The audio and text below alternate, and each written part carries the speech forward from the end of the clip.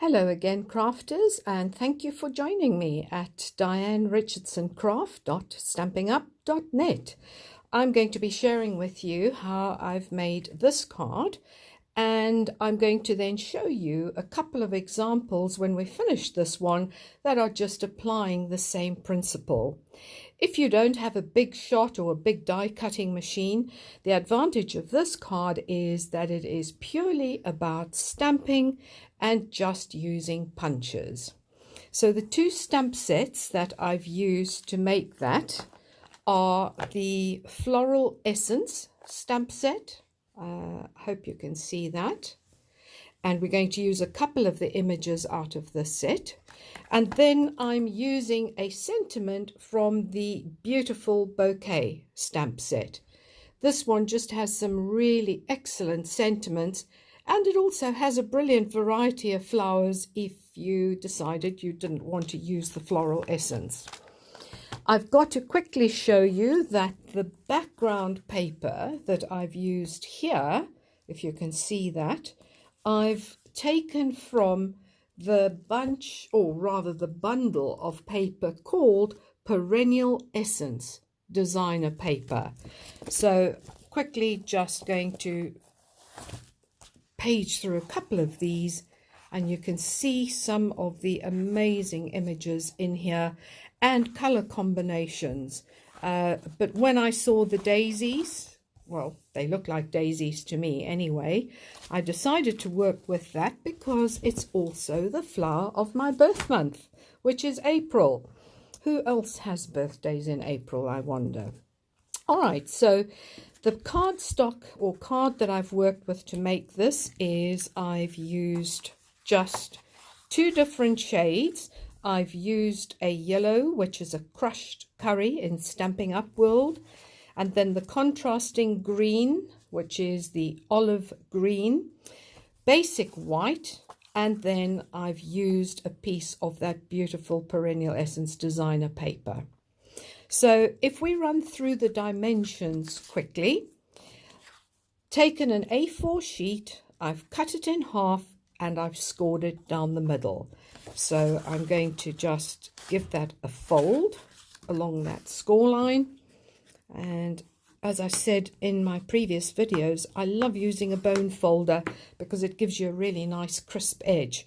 If you don't have a bone folder, don't stress. Just use a thumbnail and actually run that along your sheet. So that's going to be the base of our card. Then I've cut my designer paper at 8 centimeters by 7 centimeters. That's 8 centimeters by 7 centimeters. And as you'll notice on that card here that we're making tonight, I've actually glued that onto just a plain white background. So what we need to do is cut our white card just 1/2 centimeter larger than the designer paper. So this was 8 by 7, which means we need to cut our white paper at 8.5 centimeters by 7.5 centimeters. And for ease, I'm going to just quickly stick this onto that white base. And you can see I'm using a very, very little wet glue on that, because you really don't need much. So let's just stick that on there, line it up. There we go. Excellent. So that's going to form that background that we've got in the center of our card. So if I put this to one side, we're actually now going to start the fun of stamping. So remember I said that I'm going to be using the Floral Essence suite. And the first stamp I'm going to work with is this flower there. So I've mounted this on my stamping block and I'm going to just get the ink.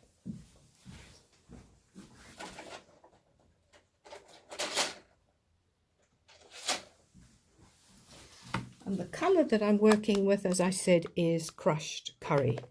So all we do is flatten out the card so that you've got the surface exposed that you want to be stamping on. If I just move that down a fraction, you can actually see the card there. Randomly, I actually now stamp a couple of these images. So I'm using crushed curry ink, and I am stamping in crushed curry onto crushed curry paper. And I can add one there. I'm just placing them randomly, as you can see on my ink pad, and then on the paper that I'm using as the base. So now that I've got the background image stamped, I also want to fill the little centers of those flowers with a brown. So I'm using the soft suede brown, and I'm going to be using, again from the same Floral Essence stamp set, the little center filler over there. So if I just mount that on the block and ink it up, you will notice that it fits very neatly in the center of that flower. So if you then ink up and fill in the centers with the brown, that gives you the contrasting color. There we go. So all the centers now stamped, and I have my background. I can now mount this piece of designer paper, and instead of doing it square on like that, some of you might actually prefer to work square on, and you can place this anywhere on the card that you choose to. I've decided to go for a side mount. I just like doing something that's slightly different, and it doesn't always mean everything has to be completely square and lined up square. And I find a position on the card where I then would like, oh, a little bit of glue on that, no problem, I'll rub it out. There we go. So we've now got the background of our card all created. The next step is you can do one of two things. We could either do the flowers next, or we can actually do that sentiment. I'm going to focus on doing those flowers quickly. So I've just taken a strip of white paper, and you can cut that probably at about, I think this was about 8 centimeters, and that's an A4 side, so it's 21 centimeters, and that's plenty for actually now stamping out the flowers. So again, from the Perennial Essence suite, this time we're actually using that 3-petal shaped flower. So if I mount that, there we are, I've got it mounted on my block, and I'm going back to crushed curry ink again, ink up my stamp, and I'm now going to, I'm going to stamp out a series of these, and we actually need 4 of them for this particular card. If you decide to mount more than 4, then obviously you're going to stamp out more than 4. You'll notice that for each flower that I make up, I actually use 2 of these punched out images, and what I'm using here is the punch that actually accompanies this particular stamp set. It's called the Perennial Flower Punch. Now you'll notice when I'm actually trying to punch out an image, I press only halfway so that I've still got maneuverability, there we go, until I get this image lined up with where I really want to be cutting the paper. So if I do that there now, I can see I've almost got that lined up. Just need to saw that top piece slightly. Oh my goodness, you're going to spend hours just watching me do the punching out here. There we go. So punched out one, and then I line up the next one, half press, because as I said, that grips the paper, gives you an ability to line up the image in terms of where you really want to be punching. So is that right? Yes, there we go. Let's do the next one. And we're almost there now. There we go. Oops, that one was slightly off center, but for purposes of speeding this up and so that you don't have to just sit and watch me stamping and punching out flowers, you get the idea of what you want to be doing with those images. Right, so now that I've punched out the 4 flowers, I can actually think about assembling. But before I do that, I wanted to pull out that contrasting brown center. So I go back to my stamp set and you will see the center there. And that's the one that I want to be using. So if I swap that out, there we go.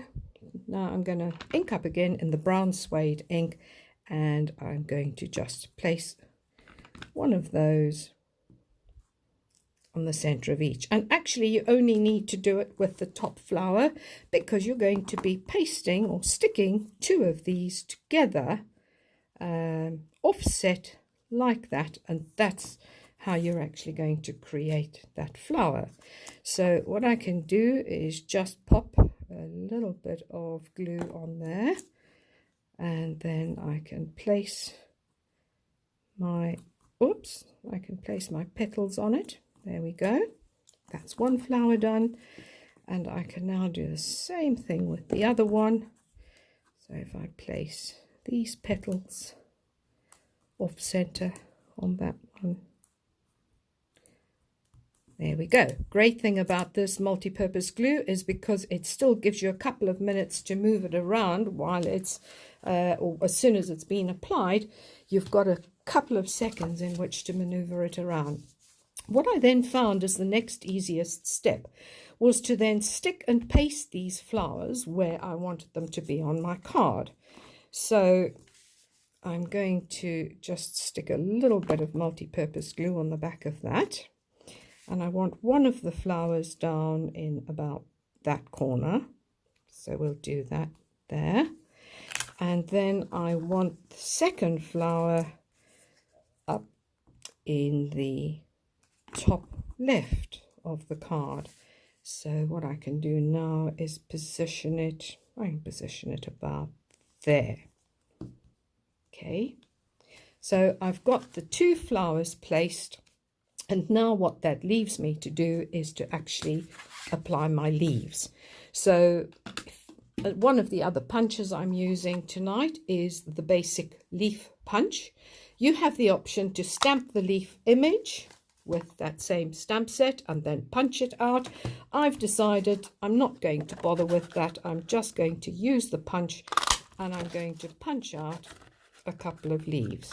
So you can, again, mount as many as you want to. People often talk about the rule of having uneven numbers. They say that that always creates a better visual effect. I don't know if you found the same thing. So I generally work on the principle of having 3 of everything. Saying that, though, you'll notice I've only got 2 flowers here, and that's because it is quite a large flower. I'm going to show you another example card where you'll see that I've actually only used 1 flower. And what I do is I take my bone folder and I just like to give these leaves a little bit of a curl. That kind of just gives them a bit of character.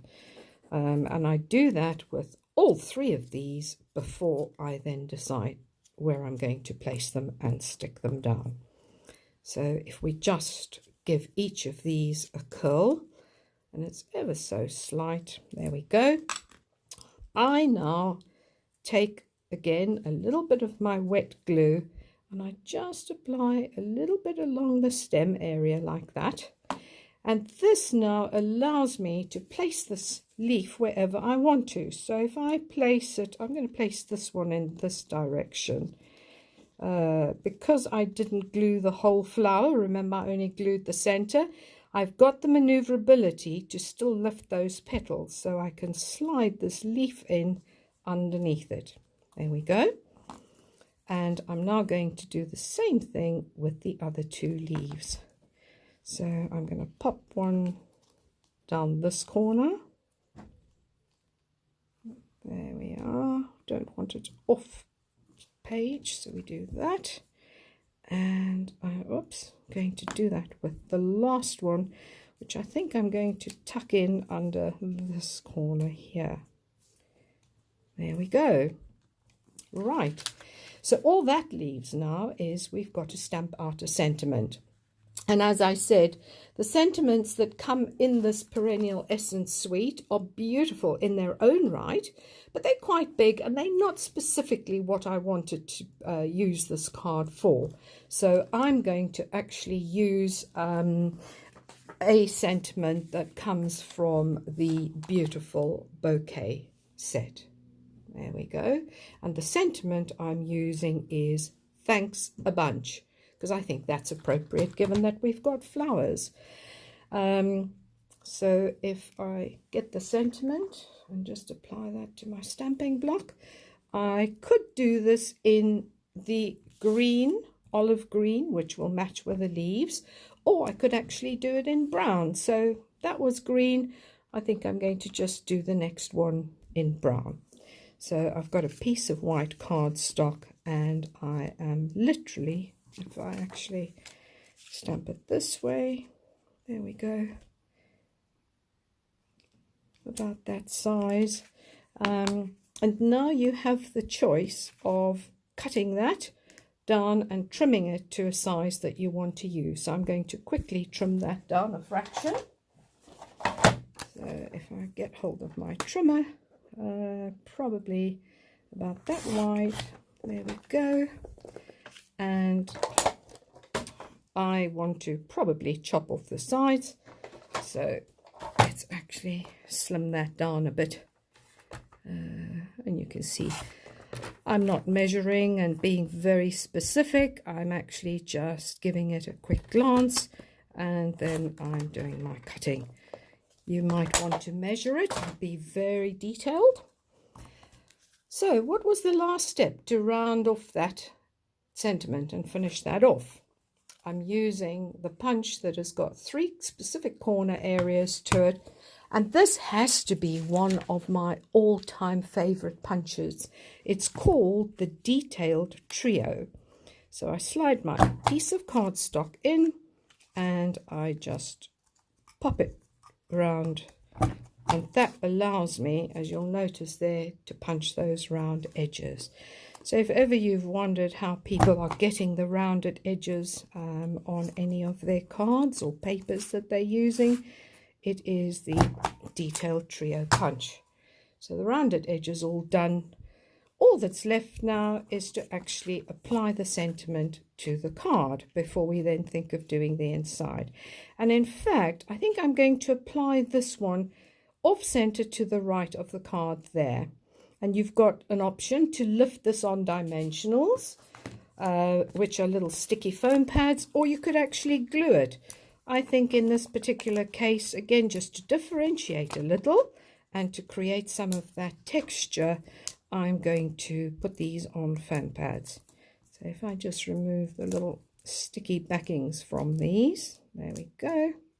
That's going to raise it and it'll give it the same sort of lift that we've got on the leaves. And I'm going to place it just there. There we go. Last step, not all of you do this, but I like to actually really allow myself something that's a neat space to be able to write my message into. I've cut a piece of white cardstock that is 10 centimeters, which is half a centimeter shorter than the actual top of or the width of that card, and its length is 13 centimeters. And I'm going to just apply a quick spot of glue to that and pop this in the middle so that you've got a blank inside where you can actually write your message. Now some of you may look at that and think, oh, that actually still looks quite plain. Sorry. So if you'd like to actually lift that just ever so slightly, what I've done in the card I made previously was I've popped a flower on the inside. So grab your stamp, there you go, and go back to your brown center, just to lift it ever slightly, as I said, and there we go. So quick and easy. I hope you've enjoyed making that with me. And just to show you a couple of other samples or examples, I've created one using another piece of the Perennial Essence paper. Absolutely beautiful shades in that. And instead of using the flower that almost represents a daisy or a marigold, I've actually used this flower, which looks a little bit more like a, well, I suppose you can make your own decision as to what that flower looks like. You'll notice that I've actually applied only one flower on that card. As I said, this one that we made this evening, we've actually applied two. And there you are. So a whole selection, both with single images and double images. Thank you for joining me, and I hope you'll join me again soon.